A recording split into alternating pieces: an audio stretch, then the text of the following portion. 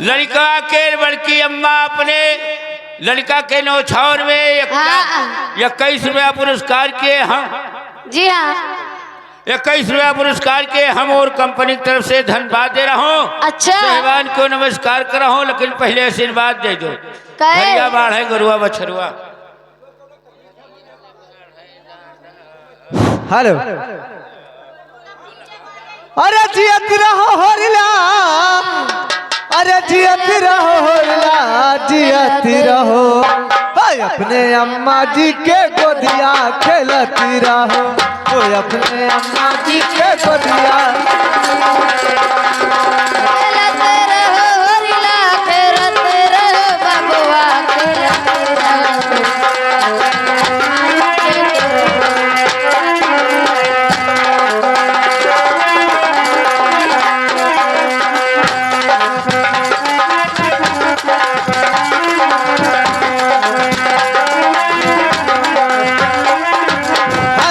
लेकिन उनका फरमाइश सोहर हो सौना भदौआ के माँ। हेलो नहीं हेलो सोहर। अरे मोवाली हे माई मोवाली करे हाय हाय के पिरवा से मोवाली।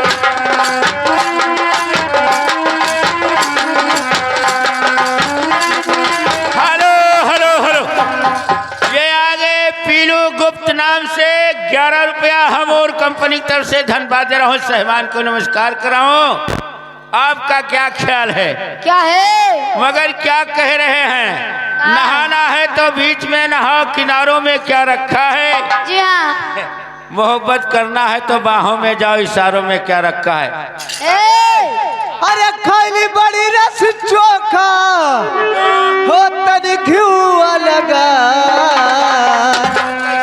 हे उस्ताद अरे सुतली में राजा जी के सजिया। हे आपन नमोए नहीं बताइए तो का कह दी। अरे सुतली में सैया जी के सजिया, अरे जंघिया में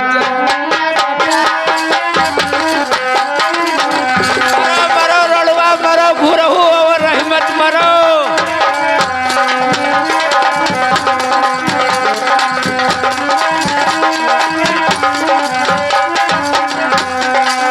सुतली में सैया जी के सजिया, जंघिया में जंघिया सटाई सुतली।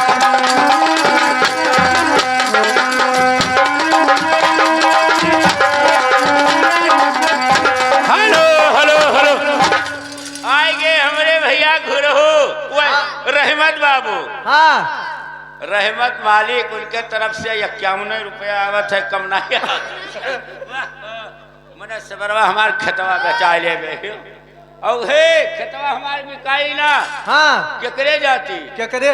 जहलिक बरमा रही है तहलिक हमार खेत बिकाई, पहले ही बता।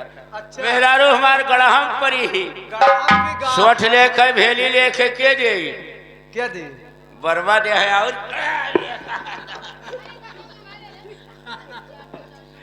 रहमत मालिक के तरफ से 51 रुपया हम और कंपनी की तरफ से धन्यवाद दे रहा हूँ। साहिबान को नमस्कार कर रहा हूँ।